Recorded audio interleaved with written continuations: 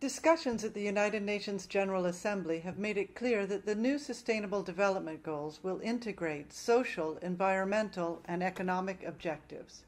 This is a much broader agenda than the MDGs, and one that applies to developed and developing countries alike. It embodies new concepts and ways of working for development. Such a holistic and ambitious agenda requires financing to match. As this development cooperation report demonstrates, the money is there. In 2012, the share of global foreign direct investment to developing countries far exceeded that of developed countries, comprising 60% on average of international capital flows. Institutional investors from OECD countries provided $83 trillion to developing countries in 2012, making them a major potential source of long-term financing. Tax revenues already constitute an important part of developing countries' GDP, but they can contribute much more if mobilized effectively.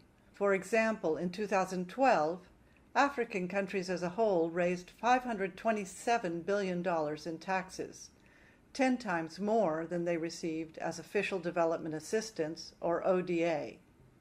The Development Cooperation Report explores these and many other resources that could be tapped to finance sustainable development, including philanthropy, funds raised by NGOs, and South-South cooperation.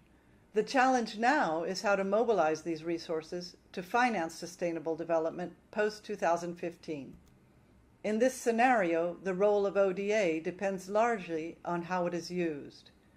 In 2012, nearly $135 billion was provided as ODA to finance sustainable development, a record high. Yet this is relatively little in comparison to the funding challenge. This report argues that ODA will continue to play a crucial role. It shows a number of smart ways in which ODA can be used to make the most of other resources for sustainable development. ODA can offer solutions to countries most in need, where options are few and risks are high.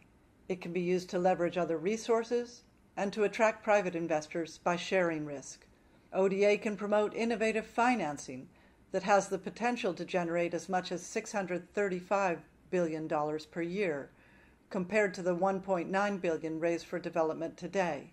And it can support policy reform for better investment environments and mobilization of domestic resources through taxation and control of illicit flows, for example. The time for ideas and action is now. The details of the post-2015 development agenda will be fleshed out over the coming year. This development cooperation report provides key recommendations on how to get started on financing those goals and how to move on and make progress in this journey that is a challenge to all countries and actors around the world.